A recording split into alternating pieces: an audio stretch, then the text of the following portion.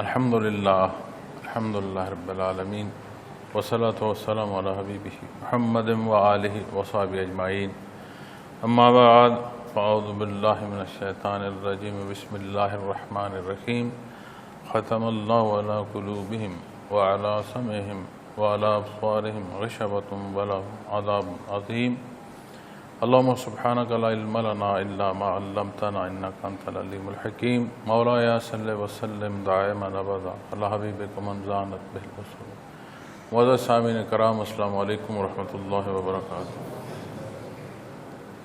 ارشاد باری تعالیٰ ہے اللہ نے ان کے دلوں پر مور کر دی ہے اور ان کے کانوں پر بھی اور ان کی آنکھوں پر پردہ اور ان کے لیے بڑا عذاب تیار ہے۔ یہ آیات کریمہ سورہ بقرہ کی ابتدا میں ہیں، بلکہ پہلا رکوع ہے۔ انتہائی شروع میں جہاں اللہ کریم نے اس کتاب کی یکتائی ارشاد فرمائی ہے، اس کا بابرکت ہونا اور یقینی ہونا ارشاد فرمایا ہے، وہاں وہ اوصاف بیان فرمائے ہیں جو متقین کے لیے ہیں، چونکہ یہ وہ کتاب ہے، یہ وہ راہ ہدایت عطا فرماتی ہے جس پر چلنے والا متقی ہوتا ہے۔ پھر متقی کے اوصاف بیان یعنی ماننے والوں کے اوصاف۔ پھر دوسرے حصے میں اسی رکوع میں ان کا ارشاد فرمایا جنہوں نے کفر کیا، جو مقابلہ ہے۔ تو جہاں ماننے کے حصے ہیں ان کے حوالے سے قرآن کریم بیان فرماتا ہے اولئک علی ھدی من ربہم، کہ وہ لوگ اپنے پروردگار کی طرف سے ہدایت پر ہیں۔ وَأُولَئِکَ هُمُ الْمُفْلِحُونَ، اور وہی لوگ مراد کو پہنچنے والے۔ تو یہ ان کے اس راہ پر سند بھی ہے، نتیجہ بھی ہے، اور انتہائی اعلیٰ نتیجہ ہے کہ وہ مراد پاتے ہیں، فلاح پاتے ہیں، بھلائی پاتے ہیں، خاتمہ بالخیر نصیب ہوتا ہے۔ پھر اسی جگہ ان کا بیان فرمایا گیا ہے جو انکار کرتے ہیں، جو کفر کرتے ہیں۔ ان الذین کفروا، یقیناً جن لوگوں نے کفر کیا۔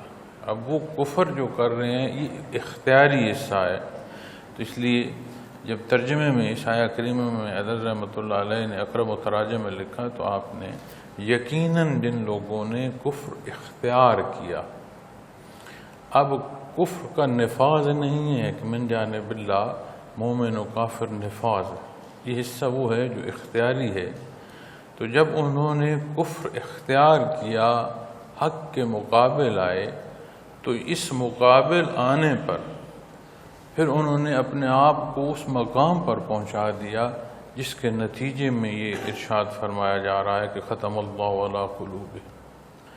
اب اگر کوئی خودکشی کرتا ہے تو وہ خودکشی تو خود کرتا ہے، لیکن موت جو واقع ہوتی ہے وہ اللہ کے حکم سے ہوتی ہے۔ اس موت واقع ہونے کے ظاہری سبب میں وہ داخل ہوتا ہے جو اس نے حرام کام کیا۔ اب اگر اللہ کریم نہ چاہیں تو وہ جو بھی خودکشی کا عمل کر رہا ہے وہ کرتا رہے، اس پر موت وارد نہ ہو، لیکن یہ دستور ہے دنیا کا۔ اللہ کریم نے یہاں سبب پسند فرمایا ہے، سبب کے تحت اس کا نظام جو ہے وہ چلتا ہے۔ تو جب کوئی خودکشی کرتا ہے تو یہ اس کا اختیاری حصہ ہے جو اس نے اختیار کیا، لیکن جو موت واقع ہوتی ہے چونکہ نتیجہ اللہ کریم کے دست قدرت میں ہے، تو دنیا کو رب کائنات نے سبب سے پیدا فرمایا ہے کہ نتیجہ پھر بھی اسی کے حکم سے ہے، تو موت واقع ہوتی ہے۔ اسی طرح جب کسی نے کفر کیا، ضد اور عناد کی، حق کے مقابل آ کھڑا، پھر اس مقابل کھڑا ہونے میں ایک تسلسل رہا کہ وہ اسی طرف بڑھتا چلا گیا، تو پھر ایک حد ہے، اس کے بعد پھر اس کی بدبختی جو ہے اس کا نصیب ہو جاتی ہے، پھر اس کے دل پر مہر ثبت ہو جاتی ہے۔ اور جہاں یہ مہر ثبت ہو گئی وہاں پھر بات ختم ہو گئی، اسے دنیا میں بھی فرصت دی جاتی ہے کہ جا بھاگ لے، جو زور تجھ سے لگتا ہے تو لگا لے۔ اور وہ جتنا بھی بھاگتا ہے یا زور لگاتا ہے ظلمت کی گہرائیوں میں دھنستا چلا جاتا ہے اور اپنے لیے انجام بد میں اضافہ کرتا چلا جاتا ہے۔ نبی کریم صلی اللہ علیہ وسلم نے ارشاد فرمایا کہ جب کوئی بندہ مومن غلطی کرتا ہے، گناہ کرتا ہے، تو ایک سیاہ نقطہ اس کے قلب پر وارد ہوتا ہے۔ اب اس غلطی کی معافی اس کی صفائے قلب کا سبب ہے، اور غلطی میں اضافہ اس سیاہی کے بڑھنے کا سبب۔ اب وہ سیاہی اس حد تک بڑھ جائے کہ کل قلب سیاہ ہو جائے، پھر موڑ سخت ہو جاتی ہے، پھر توبہ کی توفیق سلب۔ اب فرمایا بندے مومن تو جو ابتدا یا صفائے قلب ہے اس کے لیے بنیاد ایمان ہے۔ ایمان لانے کے بعد پھر اس پر قائم رہنا ہے۔ تو جو ایمان ہی نہیں لا رہا، بنیادی طور پر مقابل آ رہا ہے، اور یہ نہیں ہے کہ اس تک حق نہیں پہنچا۔ اللہ کریم عدل کو پسند فرماتے ہیں، عادل ہیں، انصاف کو پسند فرماتے ہیں۔ سارے گناہ، سارے کفر، سارے شرک آپ قرآن کریم میں نہیں دیکھتے کہ قرآن کریم بیان فرماتا ہے کہ ان کا جو یہ شرک کا بیان ہے، قریب ہے کہ اس سے پہاڑ، زمین، آسمان پھٹ جائیں، لرز کے پھٹ جائیں کہ کس دلیری سے، دیدہ دلیری سے، اور کس قدر یہ گستاخی کر رہے ہیں اللہ کریم کی شان۔ لیکن قیامت کے حساب کے دن ان کی غلطیوں پر بھی جب گرفت کی بات فرمائی جاتی ہے تو یہ فرمایا جاتا ہے اور ان سے زیادتی نہیں کی جائے گی، انصاف کیا جائے گا، عدل کیا جائے گا۔ تو یہاں جب ہم دیکھتے ہیں تو یہ بنیادی حصہ ہے جہاں فرمایا ان الذین کفروا، تو جن لوگوں نے کفر اختیار کیا۔ اب اس پر یہ بات آتی ہے کہ آپ انہیں متنبع فرمائیں یا نہ فرمائیں۔ یہ فرمایا گیا ہے نا کہ علیہم انذرتم، تو یہ جو انذار ہے اس دکھ یا اس کیفیت کو کہتے ہیں جو دوسرے کے لیے ہو اور دوسرے کے تکلیف کے حوالے سے ہو، کہ اسے اس حصوں سے خبردار کیا جائے جو اس کی تکلیف کا سبب بن رہا ہے، اور بنیادی طور پر انذار جو ہے یہ وہ تکلیف یا کیفیت ہے جو دوسرے کے لیے ہو اور اس کی بہتری اس میں چاہی جا رہی ہو۔ تو پھر فرمایا آپ انہیں متنبع فرمائیں یا نہ فرمائیں برابر ہے، لا یؤمنون، وہ ایمان نہیں لائیں گے، یعنی وہ اس حد سے گزر چکی ہیں کہ جہاں انہیں معافی نصیب ہوتی۔ وگرنہ اگر آپ بنیادی طور پر دیکھیں تو پہلا حصہ جو ہے ایک وقت ایسا ہے کہ صرف نبی کریم صلی اللہ علیہ وسلم کی ذات اقدس کلمہ حق ارشاد فرما رہے ہیں اور کوئی دوسرا ساتھ۔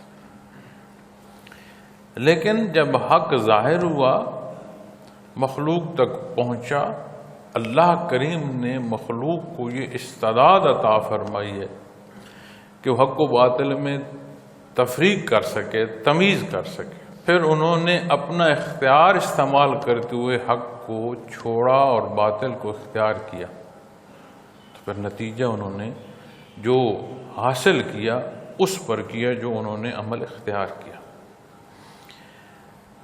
اب جب بات یہاں پہنچی کہ ختم اللہ علی قلوبہم، ایک اور پہلو یہاں جو ارشاد فرمایا جا رہا ہے، مور ثبت کر دی گئی ان کے اعمال بد پر، کفر پر، ان کے انکار پر، ان کی ضد اور عناد پر۔ لیکن جو دوسری بات میں عرض کرنا چاہتا ہوں کہ عمومی طور پر یہ گمان ہوتا ہے کہ جو کچھ سوچ ہے، جو کچھ سمجھداری ہے، جتنا نظام ہے، یہ سارا کا سارا انسانی عقل سے ہے۔ حالانکہ تحقیق کی جائے، تجربہ کیا جائے تو بھی اس کے برخلاف جاتا ہے، اور وہ بنیاد جو ہر شے کی حقیقت عطا فرما رہی ہے قرآن کریم، اس سے استفادہ کریں تو وہ بھی بات دوسری نظر آتی ہے۔ پھر تفسیر یا شرح ہے جو پہلو ہمیں نصیب ہوتی ہیں، اور وہی غیر متلف کی صورت میں کہ احادیث مبارکہ وہاں سے بھی دیکھیں تو بنیادی حصہ جو ہے وہ انسانی قلب کو بیان فرمایا گیا۔ نبی کریم صلی اللہ علیہ وسلم کی ذات بے مثل و بے مثال، آپ کا وجود عالی بے مثل و بے مثال، آپ کا ہر پہلو بے مثل و بے مثال۔ اسی طرح دماغی عالی پر بھی جب بات آئے گی، ایسا پھر کسی کو اللہ کریم نے نہیں عطا فرمایا، یہ قطعی اور یقینی بات ہے۔ لیکن نزول قرآن کی جب بات آتی ہے تو یہاں سے بھی یہ بات ثابت ہوتی ہے کہ وجود انسانی میں جو تمام حصوں میں عظیم جگہ ہے وہ قلب انسانی، تو الا قلبک بیان فرمایا جاتا ہے۔ پھر حدیث شریف میں اسی بات کو آپ دیکھتے ہیں تو حدیث شریف بیان فرماتے ہیں کہ ان فی الجسد لمضغات، کہ تمہارے وجود میں ایک گوشت کا لوتھڑا ہے، تو اس کا اشارہ بھی قلب انسانی کی طرف نصیب ہوتا ہے کہ حدیث شریف سے۔ پھر اس کے وہ پہلو جو اصلاح کے ہیں یا فساد کے ہیں، دونوں اور دونوں کے نتائج میں پھر متنبع فرمایا جاتا ہے کہ خیال رکھنا وہ تمہارا قلب۔ پھر اسے آپ انسانی زندگی پر لے آئیں، کتنے ہی معاملات ہیں جو ہم اپنی مرضی سے کر رہے ہوتے ہیں اور یہ جانتے ہیں کہ ہم غلط کر رہے ہیں، مانتے بھی ہیں کہ ہم غلط کر رہے ہیں، مانتے ہیں کہ ہم غلط کر رہے ہیں، کیوں کر رہے ہو؟ میرا دل چاہ رہا ہے۔ تو اس کا مطلب ہے کہ یہ جو جمع تفریق کے جتنے پہلو ہیں، آراء کے جتنے پہلو ہیں، معاونت کے جتنے پہلو ہیں، ان ساروں کا اطلاق تو دماغ پر کیا جا سکتا ہے، فیصلے کا نہیں کیا جا سکتا۔ اور ایسی قطعی حکومت اور اختیار ہے اس قلب کا وجود انسانی پر کہ اس کا حکم وجود انسانی رد نہیں کرتا، بھلے وہ خودکشی کا کہہ دے۔ تو جب بات یہاں پہنچتی ہے تو پھر اس بنیاد کو بیان فرمایا گیا ہے کہ جو بادشاہی وجود میں اللہ کریم نے جس مقام کو عطا فرمائی ہے وہاں مور ثبت ہوگی۔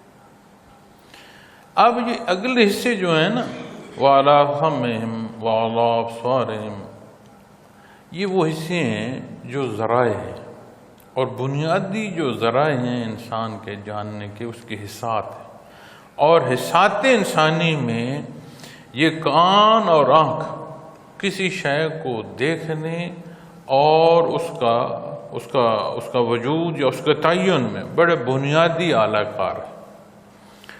اکثر جو بچے کلام نہیں کرتے، جنہیں ہم کہتے ہیں کہ یہ بول نہیں سکتے، کلام نہیں کر سکتے، اکثر بچے ان میں سے پیدائشی طور پر سماعت سے محروم ہوتے ہیں۔ زبان ٹھیک ہوتی ہے، سبب کیا ہے کہ جب انہوں نے سنا نہیں، لفظ سنے نہیں، وہ انہیں دہرا نہیں سکتے۔ اب وہ دیکھ رہے ہیں تو دیکھنے سے جو وہ پہچان ہے اس حصوں کو وہ پا رہے ہیں۔ جس چیز کو وہ دیکھ کر انہوں نے کھایا، اس کی حص جو چکھنے کی اس نے بتایا کہ یہ میٹھا ہے، دوبارہ جب اس جگہ کو بچہ دیکھتا ہے تو اشارہ کرتا ہے یہی مجھے دو، جس سے اس نے تنگی محسوس کی۔ اب بات چکھنے کے بعد ہے کہ کڑواہٹ تھی یا مٹھاس تھی، لیکن اس نے دیکھا کہ یہ چیز کھائی جو ہے یہ میٹھی تھی اور یہ جو چیز کھائی کڑوی تھی۔ جب وہ بچہ کڑوی چیز دیکھتا ہے وہ کہتا ہے میں یہ نہیں کھاؤں گا، اعلیٰ کلام نہیں کرتا، لفظ کو نہیں بولتا۔ تو یہ بنیادی ذرائع ہیں۔ تو ان ذرائع جو اطلاع پہنچا رہے ہیں، جو آشنائی کا ذریعہ ہیں، اللہ کریم ارشاد فرما رہے ہیں کہ ان کے دلوں پر مور کر دی گئی، اور ایسی مور ہے کہ وہ جو ذرائع ہیں وہ بھی منجمد ہو گئے ہیں۔ وہ فرمایا وَعَلَىٰ سَمْعِهِمْ، اور ان کے کانوں پر بھی، یعنی ان کے کانوں پر پردہ ڈال دیا گیا، اور ایسا پردہ ڈال دیا گیا ہے کہ ظاہراً تو ٹھیک ہے۔ اسی طرح قلب پر بھی جب بات آتی ہے تو قلب جو وجودی حصے ہیں اس میں تو ٹھیک ہے، جیسے مومن کا دل وجود کو، پورے نظام کو خون دے رہا ہے، اسی طرح غیر مومن جو ہے اس کا بھی جو قلب ہے، جو دل ہے، جو وجودی اور ظاہری حصوں میں ہے، جو مین باڈی آرگن ہے، جو اعضائے رئیسہ میں سے ہے، وہ وجود کو خون تو دے رہا ہے۔ اور اسی میں جو سننا ہے، سماعت ہے، ظاہری پہلو میں وہ سارا کچھ سن رہے ہیں، لیکن وہ جو حق اور باطل کی تفریق کرنی ہے اور جو سمجھنا ہے وہ استطاعت نہیں رہی۔ اب دنیا میں عظیم ترین زمانہ آپ صلی اللہ علیہ وسلم کا، امام الانبیاء رحمت للعالمین، رب العالمین کا پیغام رحمت للعالمین ارشاد فرما رہے ہیں۔ اس ارشاد فرمانے میں کس درجے کا حق ہے، کس درجے کی شیرینی ہے، کس درجے کی لذت ہے، کتنی خوبصورتی ہے، کوئی پیمانہ نہیں۔ اور جو مقابل سماعت کر رہا ہے ظاہری پہلو میں وہ انکار کر رہا ہے، ضد اور عناد کر رہا ہے، تو پھر وہ کیا سن رہا ہے؟ وہ ذات شجر و حجر درود پڑھتے ہیں کہ شجر و حجر جو مکلف نہیں ہیں، جن کی عبادت طے ہے اور جب سے ہیں جب تک ہیں اللہ کے ذکر میں ہیں، محو ہیں، وہ درود و سلام پڑھ رہے ہیں، اور جس کے لیے مبعوث ہوئے اس نے اپنے آپ کو اس درجے پر پہنچا دیا، آپ ارشاد فرما رہے ہیں اور اسے سنائی نہیں دے رہا۔ کیسی بدبختی ہے! لیکن یہ اختیاری، ان الذین کفروا، یہ اختیار کیا، یہ راہ چنی اس نے، یہ نتائج ہیں جن میں سے گزر رہا ہے، اور درجہ بدرجہ یہ گزرتا جائے گا اور اپنے انجام کو پائے گا۔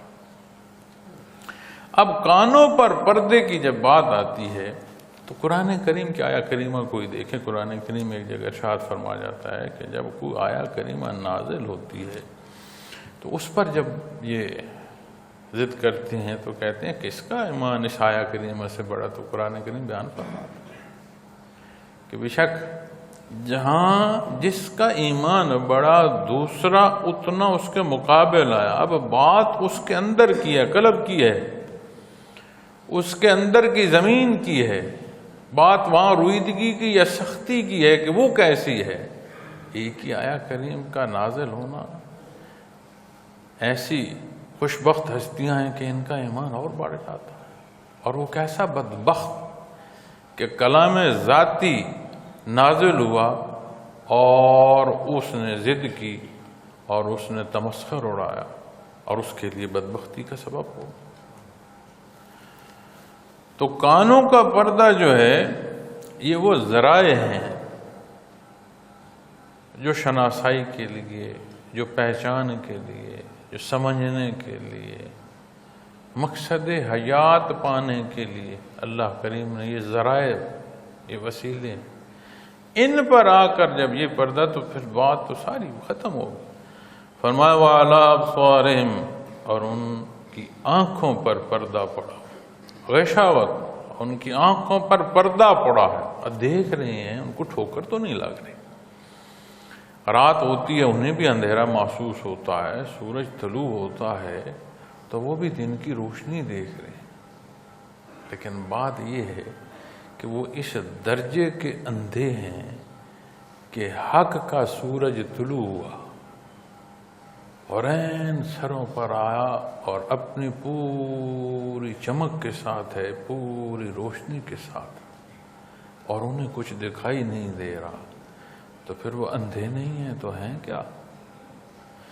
اندھیرا ہو، نہ نظر آ رہا ہو، آپ کوئی دیا جلا دیں، کچھ شد بدھ ہو جائے گی۔ دیوں کی تعداد بڑھا دیں تو جس جگہ یہ روشنی بڑھے گی اس جگہ سے نظر آنا اور بہتر ہوتا چلا جائے گا۔ اسی طرح جب صبح ہوتی ہے، صبح جب طلوع کا وقت ہے تو اندھیرا آسمان اور زمین کے مابین ایسی روشنی کی لائن پیدا ہوتی ہے جو تقسیم کر دیتی ہے۔ سورج چڑھتا آتا ہے اور نہار دوپہر کو جب پہنچتا ہے، اب اس دیے سے لے کر اس حق کے پہنچنے تک اگر کوئی یہ کہے کہ مجھے کچھ نہیں نظر آ رہا تو ازلی اندھا ہوا۔ پھر بھائی تیرے اندر تو کوئی نور آنکھ کا ہے نہیں کہ تو دیکھ سکتا، تو جب نبی کریم صلی اللہ علیہ وسلم کی بعثت، آپ حق ارشاد فرما رہے ہیں، اختیار فرما رہے ہیں، کلام ذاتی کا عملی نمونہ آپ صلی اللہ علیہ وسلم کی ذات اقدس، پھر بھی کوئی نہیں دیکھ پا رہا تو وہ اندھوں سے بھی گیا گزرا ہے۔ تو فرمایا اس کی آنکھ پر پردہ ہے، وہ نہیں دیکھ پا رہا۔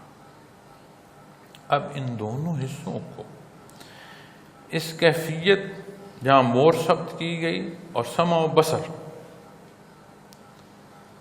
ان سارے حصوں کو جب ہم اعمال سے جوڑتے ہیں تو ایک بات سمجھنے کی ضرورت ہے کہ یہ جو تعین کیا جاتا ہے راستے کا اور پھر اعمال اختیار کیے جاتے ہیں، اس کا اثر اگر انسانی حصوں کو اس کی حقیقت تک آپ سمجھیں اور دیکھیں تو یہ مرکب ہے وجود کا اور روح کا۔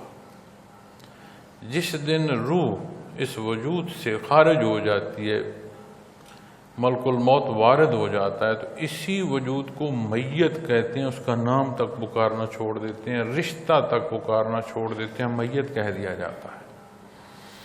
اب اسے دو حصوں میں آپ دیکھیں، وجود انسانی، اس کے قلب ظاہری جو حصے ہیں جو پورے وجود کو خون سپلائی کرتا ہے، اس سے لے کر ایک ایک باڈی سیل تک اس کی ضروریات ہیں۔ اس کو صحت مند اور توانا رکھنے کے لیے کچھ اصول اور کچھ ضابطے ہیں، ایسی کچھ ضروریات ہیں جو اس کے لیے پوری کی جاتی ہیں تو یہ صحت اور توانائی جو ہے اس کو میسر رہتی ہے۔ بنیادی حصہ ضرورت جو ہے اس کی خوراک ہے، جس پر پھر یہ سارا وجودی نظام جو ہے یہ چلتا ہے، اپنے اندر تعمیر بھی کرتا ہے اور باہر سے کسی قسم کی تخریب جو ہوتی ہے اس کا مقابلہ بھی کرتا ہے، جو بیماریوں کی صورت میں آتی ہے، جو جراثیم کی صورت میں آتی ہیں، جیسے انفیکشن وغیرہ آتے ہیں۔ تو دفاعی نظام ہے جو پھر اسی وجود کے اندر ایک مقابل ہوتا ہے، اور یہ ایسا وجود ہے جیسے اس کارگاہ حیات کو دیکھتے ہو ایک موت و حیات کا نظام ہے، اس وجود کے اندر کروڑ ہا ارب ہا نظام ایسا ہے جو موت و حیات کا چل رہا ہے۔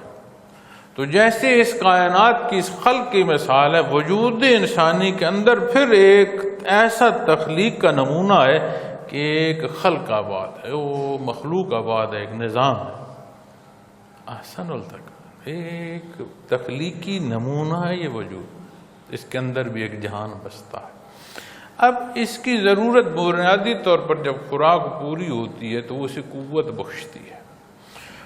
اب اس خوراک کے اس میں توازن کا فرق ہو سکتا ہے، پسند و ناپسند کا فرق ہو سکتا ہے، لیکن بنیادی ضرورت جو ہے وہ خوراک ہے، اس کو مہیا ہونی ہے۔ صورتیں مختلف ہو سکتی، اس میں جہاں کہیں بگاڑ آتا ہے، کمی بیشی آتی ہے، تو پھر اس وجود کا جو ماہر ہے، معالج، ڈاکٹر، طبیب، حکیم، اس سے رجوع کیا جاتا ہے۔ اب وجود اس کا اپنا، مریض کا اپنا، لیکن مریض اپنے وجود کے بارے میں کچھ نہیں جانتا جتنا اس شعبے کا ماہر جانتا ہے۔ وہاں وہ رجوع کرتا ہے، وجود اپنے لیے پوچھتا ہے، اور بعض دفعہ ایسا بھی ہوتا ہے کہ جراحی کا کام آ جاتا ہے، آپریشن کا کام آتا ہے، اپنا وجود اس معالج کے سامنے خود پیش کرتا ہے اور لکھ کر دیتا ہے کہ اس آپریشن، اس جراحی کے دوران اگر میری موت واقع ہو جائے تو بھی کوئی قابل گرفت بات نہیں۔ کیوں؟ اپنے اس علاج کو ضروری سمجھتا ہے اور یہ بھی جانتا ہے کہ میں اپنا علاج خود نہیں کر سکتا، اس شعبے کا ماہر میرا علاج کرے۔ یعنی بنیادی ضروریات کی تکمیل، پھر جہاں کمی بیشی واقع ہو گئی وہاں معالج تک رسائی، یہ ساری بات سمجھ آتی ہے نا، ایسا ہی ہوتا۔ اسی طرح آپ اس وجود کا دوسرا حصہ لے لیں جو امر ربی سے ہے، روح کا، اس کی جو حیات کا سبب ہے وہ نور ایمان ہے، اور بنیاد جو وجود اور روح کا ایک امتزاج اور ابتداء، وہ قلب انسانی ہے۔ ہر نوزائیدہ کے پاس روحانی حیات ہوتی ہے، وہ پھر اس کا سبب بنتا ہے کہ اس کے توانا ہونے کے لیے راستے کو اختیار کرتا ہے یا اپنے قلب کو مردہ کرتا ہے۔ یہ اس معنوں میں انہوں نے اسراء کو انتخاب کیا، ان الذین کفروا، تو ارشاد فرمایا اب جنہیں حق نصیب ہو اولئک علی ھدی من ربہم، وہ ہدایت پر ہے، واولئک ھم المفلحون، وہی لوگ ہیں جنہیں فلاح نصیب ہو۔ قطعی اور یقینی بات کی، نتیجے پر پہنچے اس انتخاب سے۔ اب جب اس روحانی حصے کی اور روح کی ہم بات کرتے ہیں، قلب انسانی کی بات کرتے ہیں، تو روح انسانی کی حیات نور ایمان سے ہے۔ اس کا صحت مند اور توانا ہونا، کرداری پہلو اس پر اثر انداز ہوتے ہیں۔ آپ عبادات اختیار کرتے ہیں، روح میں توانا ہوتی ہے، طاقت پیدا ہوتی ہے، اور جتنی روح مضبوط ہوتی ہے تو جو ظاہری وجود کی آمیزش اس سے تبخیری حصہ نفس کی صورت میں پیدا ہوتا ہے، اتنا وہ کمزور ہوتا ہے۔ جتنا نفس کمزور ہوتا ہے اتنا خواہشات ذاتی کی گرفت سے انسان نکلتا ہے۔ اب وجود کے معالج کی سمجھ آ رہی ہے، بیماری اور صحت کی بحث سمجھ آ رہی ہے، دوا کی سمجھ آ رہی ہے۔ آئیں اب ہم دیکھتے ہیں روح کی طرف جب آتے ہیں۔ وجود جس کا ہے وہ اتنا نہیں اس وجود کو جانتا جتنا معالج جانتا ہے۔ یہاں بات سمجھ رہا ہے اس کو، پھر روح کی طرف آ جائے۔ جب روح کی طرف بات آتی ہے تو یہاں پھر معالج عمومی نہیں ہے، کہ ورا نظام ہے، غیر مری حصہ ہے۔ بڑی بڑی خوردبینیں اور بڑی بڑی باریک بینی کے آلہ جات ایجاد ہو چکے ہیں، کوئی نہیں دیکھ پاتا کہ بندہ مشین پر ہے اور اس کے قلب کی جو ہے لائن چل رہی ہے، ٹک ٹک ہو رہی ہے، اور ایک ہی دفعہ لائن سیدھی ہو جاتی ہے، وہ اس وقت کیا نکل گیا بیچ میں سے۔ تو جب روح کی بات کریں گے تو اس کی حیات وابستہ ہے ایمان سے، اس کا صحت مند اور توانا ہونا عبادات اور عمل صالح سے ہے۔ اب وہاں کے جب کمزوریوں یا بیماریوں کی بحث آئے گی تو پھر معالج کی بات آئے گی۔ اب ظاہر اور باطن کے معالج میں ایک بہت بڑا فرق ہے۔ ظاہر کا معالج جتنا بھی بڑا نام ہو، ظاہر کا معالج باطن کے معالج کی نسبت عمومی ہے، خصوصی نہیں ہے۔ ہمارے نزدیک بڑا مخصوص ہے، لیکن ظاہر اور باطن کی بحث کرو گے تو ظاہری جو معالج ہے یہ عمومی ہے، اور باطنی معالج کی جب بات کرو گے یہ خصوصی ہے، یہ ازل سے منتخب ہیں، یہ اللہ کے نبی اور رسول ہیں، جہاں سے علاج کی بنیاد نصیب ہوتی ہے۔ اب وہاں سے جب بیماریوں کی اور وجود انسانی کی ایک ایک جو ضرورت ہے اس تک بحث ملتی ہے، تو جہاں بیماری ہیں اس سے بچنے کا فرمایا جاتا ہے، اور جو اچھائی اور نیکی ورع تقوی ہے اس کے اختیار کرنے کا بتایا جاتا ہے۔ پھر اسی اصول کے تحت علماء حق پر بات آئے گی، استاد کے درجے میں آئیں گے، اور صوفیاء کی بات آئے گی، استاد کے درجے میں آئے گی۔ لیکن جو معالج حقیقی کی کیفیت اور عارف اللہ کے نبی اور رسول کی ہے، باقی جو بھی آئے گا اس اصول کے تحت آئے گا جو اللہ کے نبی اور رسول بیان فرماتے ہیں۔ کیسی خوش بختی ہے کہ امت محمد رسول اللہ صلی اللہ علیہ وسلم ہونا نصیب ہو رہا ہے، اور کیسی بدبختی ہے اتنی عطا میں بھی کوئی محروم رہ جائے۔ کیسا بدبخت۔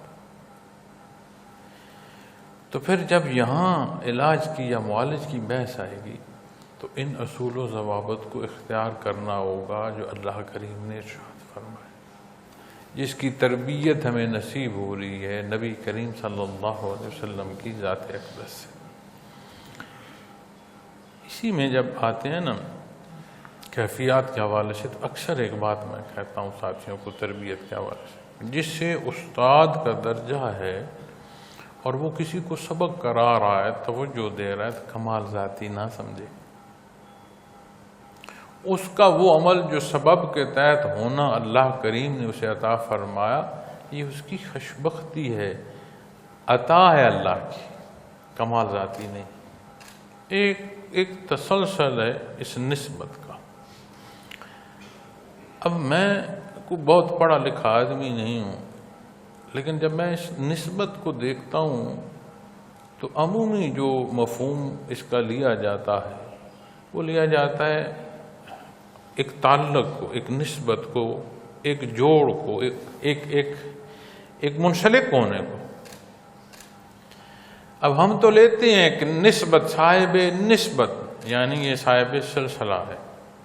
اسے اور کھولو تو شیخ اور سالک کا کی ایک نسبت بنی، اور باریکی میں جاؤ تو ایک مشائخ کی لڑی نصیب ہوئی۔ اب نسبت کہاں چلی گئی؟ اور باریکی میں جاؤ تو قلب اثر محمد رسول اللہ صلی اللہ علیہ وسلم سے جو بیر وہاں جا منسلک ہوئے، صاحب نسبت کہاں پہنچا؟ اب اس جگہ پہنچنا نصیب ہو تو تعلق معلّہ نصیب ہوا، حضوری نصیب ہوئی، بندگی نصیب ہوئی۔ اسے جسے اللہ نے انسان ہونا پیدا فرمایا وہ اپنے شرف انسانیت پر اور بشریت پر پہنچا۔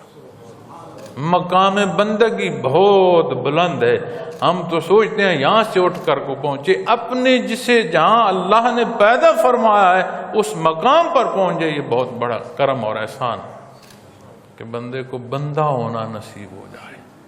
اب آپ دیکھیں صاحب نسبت، اس کی نسبت کہاں جا پہنچی؟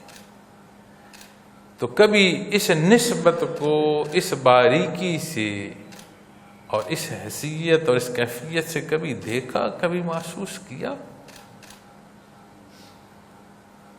تو جب بات معالج کی آئے گی تو اسی طرح انگلی پکڑ کر، جیسے والدین بچے کو چلاتے ہیں نا، تو روحانی معالج پھر اسی طرح لے کر چل رہے ہیں، لیکن کمال ذاتی نہیں۔ اب جب میں کہہ رہا ہوں یہ کہ کوئی ذمہ دار نیچے تربیت دے رہا ہے اپنے سے آگے مخلوق کو، تو اسی خوشبختی جانے، کمال ذاتی جانے گا، ٹھوکر کھائے گا، ایمان کا نصیب ہونا، پھر دینی حصوں سے اس کیفی حصے تک کی رسائی کا نصیب ہونا، یہ اللہ کا احسان ہے۔ لیکن جب تک فرصت ہے اس پر قائم رہنا ہے، یہ امتحان گاہ ہے۔ اب دنیا سے رخصت ہو گیا پھر اعمال کی کتاب بند، لیکن جو کر گیا وہ پیچھے رہ جو گیا، صالح یا بد، اس کے اثرات جائیں گے۔ لیکن جب وہ ذات سے نکلتا ہے تو پھر اسے سمجھ آتی ہے کہ مخلوق تک دین پہنچانا خوشبختی ہے اور اللہ کا کرم اور احسان ہے۔ اب توجہ دیتا ہے، نسبت بند کر دو، نسبت روک دو، اسے کہو دے توجہ۔ ایسا ہوتا ہے، اکثر ایسا دیکھا ہے کہ جو کمال ذاتی میں پھنستے ہیں نا، وہ بے شمار پہلوؤں پر بات کرتے کرتے کرتے آخر پتہ کیا کہتے ہیں؟ وہ کہتے ہیں ہم شیخ سے آگے چلے گئے، اور انجام جہاں جہاں دیکھنا ملا ہے، اللہ معاف۔ میرا مقصد کسی کو زیر بحث لانا نہیں، اصول سمجھانا ہے۔ اسی بات کو آپ شیخ پر لے آئے۔ نسبت جو مجھ تک آ رہی ہے مشائخ کی، جو کچھ میں بانٹ رہا ہوں اس کا سبب وہ ہے، اس بانٹنے میں میرا ہونا یہ میرے لیے شرف ہے، میرے لیے عزت ہے، مجھ پر اللہ کا احسان ہے اور کرم ہے، اس میں کمال میرا کہاں ہے؟ میں نہ تھا تو کیا یہ بحر نہیں تھا؟ میں نہیں ہوں گا تو کیا یہ بحر نہیں ہوگا؟ یہ تو اس کا نظام ہے کہ کوئی ایسی شے جس کا کچھ استعمال نہ ہو، بیکار ترین ہو، اسے کارآمد ہونا عطا فرما دے، تو وہ بیکار اس کی عطا کو کمال ذاتی سمجھے تو پھر ٹھوکر نہیں کھائی تو کیا کھایا؟ تو اسی نسبت کو اگر آپ دیکھیں تو روحانی حصوں میں آپ دیکھیں، بڑا کرم اور احسان ہے۔ آپ دیکھتے ہیں علماء ظواہر جو ہیں یہ جتنا سکھاتے ہیں، جو محنت، اللہ ان کی محنتیں قبول فرمائے، ہمارے لیے رہنمائی کا سبب ہے۔ ساری زندگی سیکھنے میں صرف ہوتی ہے، پھر ساری زندگی سیکھتے رہتے ہیں اور مخلوق کو سکھاتے رہتے ہیں۔ اللہ یہ عمل خالص عطا فرمائے، عمومی بات نہیں ہے، بہت خصوصی بات۔ اور جب آپ دینی حصوں پر حملوں کو دیکھیں گے تو علماء پر حملے زیادہ اس لیے ہو رہے ہوتے ہیں کہ اس جماعت کو بدنام کیا جائے، تاکہ یہ جماعت مخلوق کو جو دین سکھانے کا سبب ہو رہی ہے اس میں کوئی رخ نہ ڈالا جائے۔ لیکن جتنی بھی وہ محنت فرماتے ہیں ظاہری حصوں کی ہوتی ہے، عقلی دلیل جو ہے اس پر حاوی آ رہی ہوتی ہے۔ ایمان کے لیے کیوں کہا جاتا ہے تصدیق بالقلب؟ کس کتاب میں ہم اپنی جو ہماری تربیتی مضامین ہیں، جو کتب ہیں، کورسز ہیں، اس میں تصدیق کے حوالے سے بحث ڈھونڈو، ظاہری پہلوؤں میں نہیں ملے گی، کیونکہ وہ شعبہ کیفی ہے، کیفیت ضبط تحریر نہیں ہوتی، محسوس کی جاتی ہے، احساس درکار ہے، اور احساس نسبت سے نصیب ہوتا ہے۔ اب جب اس تصدیق قلب کی ترقی پر آؤ گے تو پھر اس نسبت کے پہلو کو اختیار کرنا ہوگا۔ اس سے مراد یہ نہیں ہے کہ دین کا پڑھنا پڑھانا کوئی ثانوی بات ہے، ایسی نہیں، بنیادی بات ہے۔ عبادات نصیب ہوں، فرائض کا فرائض ہونا اور اس کا مقام ہونا اور اس کا اختیار کرنا اللہ نصیب فرمائے، خوش بختی ہے۔ عمل بد کی سمجھ اور اس سے بچنے کی توفیق نصیب ہو کہ اللہ کا احسان ہے۔ اسی سامان کے ساتھ جب جاؤ گے روز محشر تو سمجھ آئے گی کہ کلام ذاتی سے فوز و نظیم بیان فرما، ایسی کامیابی جس کا کوئی شمار نہیں کیا جا سکتا، بہت بڑی کامیابی فرما۔ لیکن جب وہاں کھڑے ہو کر غور کرو کہ برزخ کو بندہ گزرے، قیامت کے دن کھڑا ہو، کیسی ہولناکی ہوگی، ہر شے سے گزرتی، اس کا احسان رہے، اس کا احسان رہے تو کیا سکرات الموت، کیا سور کا پھونکا جانا، کیا سوا نیزے پر سورج کا ہونا، کیا 50,000 سال کی طوالت کا ہونا، اس کا اور کرم اور احسان رہے، اس کی رحمت رہے، اور وہاں یہ سمجھ آئے کہ یہ جو سامان اس نے عطا فرمایا، کرم اور احسان فرمایا، اس کی رضا نصیب، سمجھ آئے کہ میرے پاس تو کچھ ایسا تھا، اس نے ایسا کچھ عطا فرمایا کہ نبی کریم صلی اللہ علیہ وسلم نے جو بیان فرمایا، جو ارشاد فرمایا، جو اختیار فرمایا، اس کے ساتھ ایک ایسا حصہ اور عظیم حصہ جس نے سمجھنے اور ماننے والوں کو صرف معیت محمد رسول اللہ صلی اللہ علیہ وسلم سے ایمان کی ان بلندیوں پر پہنچا دیا، غیر انبیاء کے بعد بلند ترین ایمان کا درجہ، ایسا عظیم راستہ جو اللہ کی رضا کے ساتھ اس کے قرب کو بھی پہنچا دے، قرب کی منازل نصیب ہونا شروع ہو جائیں۔ یہ جو تصوف کی منازل ہیں یہ کیا ہے؟ فی ذات منازل پر بحث نہیں ہے، منازل راہ ہے، منزل ہے، کس طرف؟ قرب الہی کی طرف۔ تو یہ جو اس طرف کا ہونا ہے اس راستے کو بھی عظمت دیتا ہے، اس راستے کے نشان منازل کو بھی جو ہے وہ حیثیت عطا کرتا جاتا ہے، لیکن کیا؟ قرب الہی، تعلق مع اللہ۔ تو پھر سمجھ آئے گی کہ یہ وقت کتنا عام تھا، کتنا ضروری تھا، جسے میں ان معاملات میں بسر کر آیا جو اللہ نے تقسیم فرما دیے تھے۔ جو مرضی کر لوں کیا اپنے نصیب سے باہر جا کر اشیاء لے آؤں گا؟ جسے سنبھالنا چاہوں اور اللہ کو منظور نہیں ہے کہ اس کے پاس یہ نہ رہے تو وہ رہ جائے گی.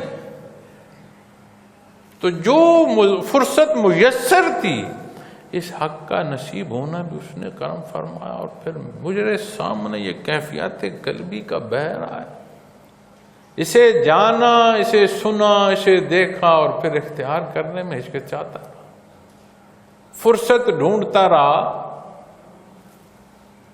اور وقت مکمل ہوا. تو پھر وہاں کی بحث تو دوسرے حصوں میں دیکھو، یہ جنہوں نے اسراء کا انتخاب کیا، الذین کفروا، ان کے حصوں میں دیکھو قرآن کریم بیان فرماتا ہے، کہیں گے کہ کوئی راستہ ہے کہ ہم پیچھے پلٹ جائیں؟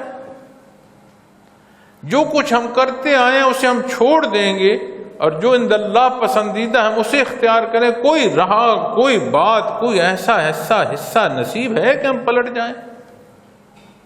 کوئی پلٹ کر نہیں آئے گا. جہاں فرمایا، جو اختیار فرمایا نبی کریم نے، حق فرمایا صلی اللہ علیہ وسلم، فرمایا بہترین صدقہ جاریہ ہے تمہاری اولاد. تو ہماری تو سانس ٹوٹی تو نہیں پلٹ کر آئے گی. اللہ نے اولاد کو زندگی عطا فرمائی، ان کو حق اختیار کرنا عطا فرما. ہم برزخ میں بھی بیٹھے ہوں گے تو اعمال صالح کی نسبت ہمیں عطا ہوتی رہے.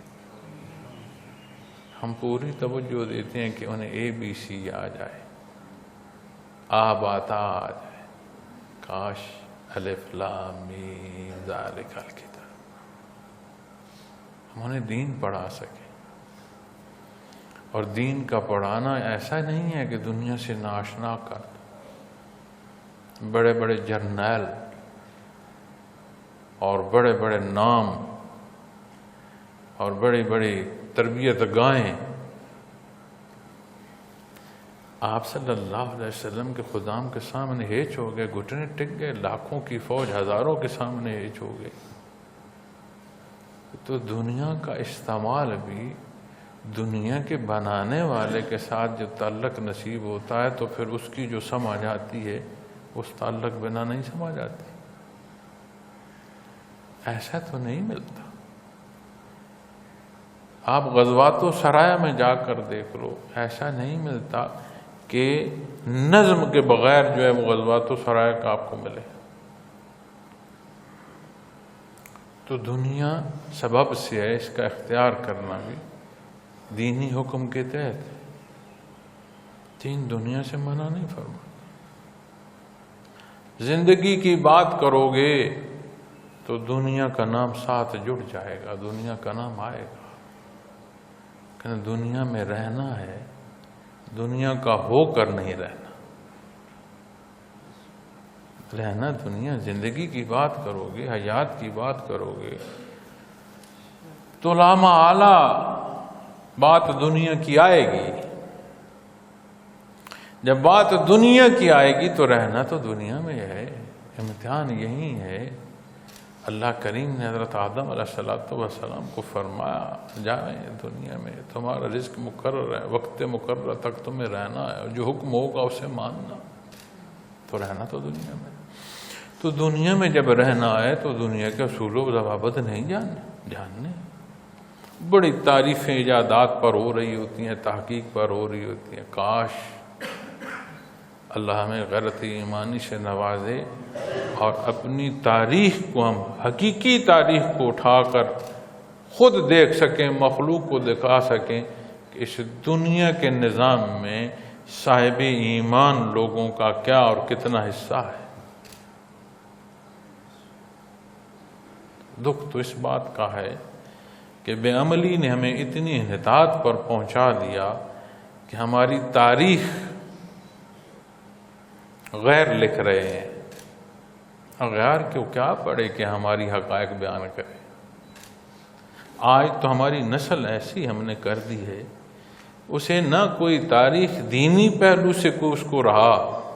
میں اگلے دن سوچ رہا تھا کہ ہمارا بچپن تھا تو ظاہری حصوں میں بھی اپنی قوم، ملک، پرچم ایک ایسا لگاؤ تھا کہ لحاظ ہوتا تھا اپنا پرچم کا۔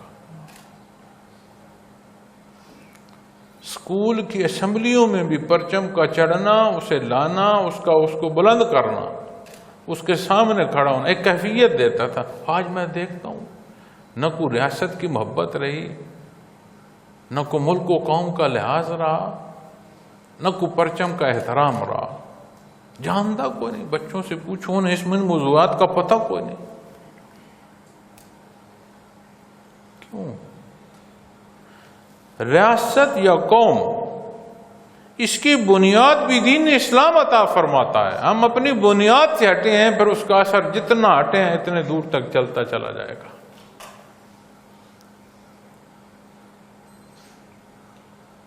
تو معزز سامعین کرام، یہ درد دل ہے، اسے جتنا بیان کرو یہ اتنا ہو سکتا ہے۔ تو ساری باتوں کی ایک بات، اس کا حل یہ میراث ہے، اس کا اختیار کرنا حل ہے۔ حق کا اختیار کرنا اس کا حل ہے۔ اتباع محمد رسول اللہ صلی اللہ علیہ وسلم اس کا حل ہے۔ اللہ کا حکم اس کا حل ہے، اور ایسا حل ہے کہ یہاں بھی حل عطا فرمائے گا اور آخرت بھی سنورے گی۔ نہیں وَلَهُمْ عَذَابٌ عَظِيمٌ، اور ان کے لیے بڑا عذاب ہے۔ لگاؤ زور بھیا، جنہوں ان کی جماعت نکل سکتے ہو تو اللہ کی قدرت سے اس کی دنیا اور کائنات سے نکل جاؤ۔ جہاں جنات کی جماعت نے ایمان قبول کیا، وہاں وہ خود بھی کہتے ہیں اس بات کو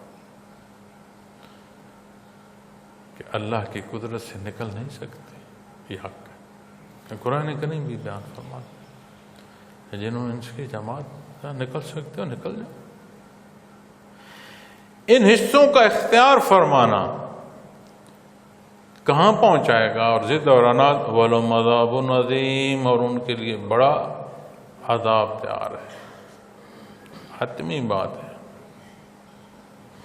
یہ نتیجے یقینی ہیں اور حتمی ہیں، ابہام نہیں یہاں بیان فرمایا جا رہا، دونوں حصوں میں۔ وَأُولَٰئِكَ هُمُ الْمُفْلِحُونَ، قطعی بات ہے، یقینی بات۔ وَلَهُمْ عَذَابٌ عَظِيمٌ، یقینی بات۔ اب اس نتیجے کے ساتھ جو منسلک ہے اسے دیکھو، کہیں یہ میری سوچ اور میرا عمل کس نتیجے کے ساتھ ہے، میں کہاں کھڑا ہوں۔ کل بیان میں نے ایک حدیث شریف کا حوالہ عرض کیا کہ نبی کریم صلی اللہ علیہ وسلم نے کہ حضور صحابہ نے عرض کی، یا رسول اللہ، قرآن کریم کی ایسی آیات ہیں، حب پیدا ہوتی ہے، ٹھہراؤ ملتا ہے، تسلی ملتی ہے۔ بعض آیات ایسی ہیں کہ کمر ہی ٹوٹ جاتی ہے، یعنی کیا ہوگا۔ آپ نے فرمایا، کیا میں تمہیں واضح نہ ارشاد فرما دوں جنتی اور دوزخی کا فرق؟ پھر آپ نے تلاوت فرمائی الف لام میم سے مفلحون تک، اور فرمایا یہ اہل جنت ہیں۔ پھر اس سے ان الذین سے آپ نے تلاوت فرمائی عذاب عظیم تک، فرمایا یہ جہنمی ہیں۔ صحابہ نے عرض کی، یا رسول اللہ صلی اللہ علیہ وسلم، اللہ کے کرم سے اس پہلے حصے میں ہوں گے، اللہ اس دوسرے سے محفوظ رکھے، اس میں ہم نہیں ہوں گے۔ تو آپ نے تصدیق فرمائی، آپ نے فرمایا ہاں۔ تو اب ہمیں دیکھنا ہے ہم کس حصے میں ہیں، یہ موقع ہے۔ اللہ کریم ہماری کمی بیشیاں معاف فرمائے، حق کو سمجھنے اور اختیار کرنے کی توفیق عطا فرمائے۔ اللہ کریم امت کا حامی و ناصر ہو، مخلوق کو اس بیماری سے محفوظ رکھے، اس ملک و قوم کو محفوظ رکھے۔ وآخر دعوانا الحمدللہ رب العالمین۔